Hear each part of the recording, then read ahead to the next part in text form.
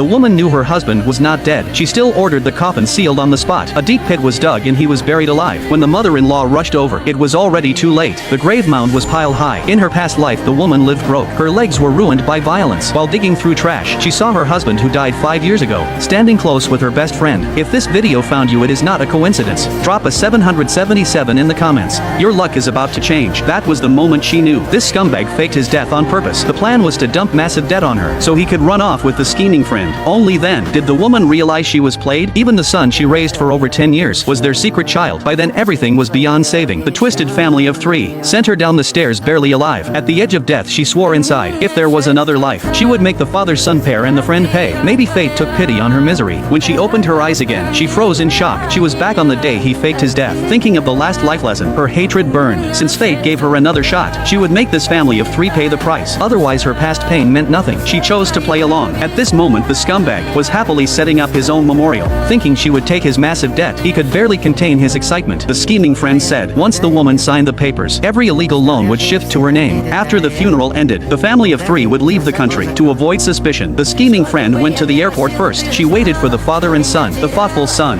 even prepared fake death pills for his dad. One sip and he would look just like a corpse. The pill made him look dead, but he could still hear everything. His own dad would witness it all. Once ready, the son called the woman immediately. On the other end, she picked up. The fake son said dad had a heart attack and died. She needed to rush back to the old house. The woman feigned shock and said she was on her way. After hanging up, she called her assistant, told them to buy a grave immediately. She would personally send the scumbag off. Soon she arrived at the fake death scene. To make it realistic, she put in a few drops of eye drops, then ran into the memorial crying, thinking if he loves faking death so much, let him taste the real thing. She started wailing loudly, shouting he shouldn't leave her. In the chaos, she beat him up to vent. Seeing he still wouldn't wake, she grabbed coffin nails nearby, drove them into his arm again and again. The son panicked, rushed to stop her. She shoved him aside until he showed her the fake death certificate. Only then she stopped. Looking at the certificate in her hand, she thought this was her pass to send the scumbag off. The son handed her a bottle of milk tea. She instantly knew something was off. Last life. She drank it and mysteriously passed out. She missed the burial scene. She pushed the milk tea back to him, said dad loved him most. She couldn't take it from him, told him not to waste dad's love. Ungrateful son panicked, thinking she wouldn't fall for it. Little did he know she called the medical university, said she wanted to donate dad's body for teaching. The son froze in shock, rushed to stop her. She said it was his dying wish. She was just respecting it. Seeing he couldn't stop her, he snuck out to call grandma, told her to hurry over. Soon people from the medical university arrived. Turns out one was the son's college professor. The professor was amazed she could donate her own dad's body. He praised her non-stop. Meanwhile, the woman's mother-in-law pedaled like crazy, rushing to the old house. Just as the professor got to work, she arrived shouting stop, telling them not to touch her son. The woman realized everyone in the past knew the truth. This time no one would escape. She hurried forward to explain, said she was just following his last wish. The old lady refused to let anyone touch her son. No choice, the woman let the university people leave first. Then suddenly she had an idea. Sent her son to see the professor off, then handed the spiked milk tea to the mother-in-law to calm her down. The old lady drank it. Less than 5 seconds later she passed out. When the son returned, he rushed over asking what happened. The woman said maybe she overdid it. Grandma already had high blood pressure. Better not risk anything else. Son said he'd take her for a checkup. Told the woman not to touch his dad. She reassured him and let him go. Once everyone left, she had the scumbag secretly moved, loaded into a car, and drove straight toward her plan. When son and grandma returned, they knew something was wrong. The coffin was empty. The scumbag was gone. Son rushed to chase him, but it was too late. In the end, he could only chase by car, hoping he could catch up in time. Meanwhile, the woman arrived at the cemetery with the scumbag. She used a digger to make a 6-meter deep pit, then had him sealed in the coffin and buried. When the old lady arrived, she froze in shock, because now her son's grave was piled high. She yelled at her daughter-in-law, "How dare you bury your own son?" The son arrived and called her crazy, told the woman to dig dad out immediately. The old lady thought he might still be alive, so she insisted the woman dig him up, saying he needed to be buried in the family grave. The workers said, "It's been too long. Even if he were alive, he'd be dead by now." The woman told her to stop making it hard, said the dead can't come back, she should grieve. But the old lady ignored her, sat on the ground and started whining, accused the woman of killing her son. Even the fake son was furious. The woman didn't flinch, turned and looked at her best friend nearby, then walked over, thanked her for coming, said tomorrow she would hold a memorial for the scumbag, told her she must come, thinking their score wasn't settled yet. Tomorrow her friend would get a taste of it.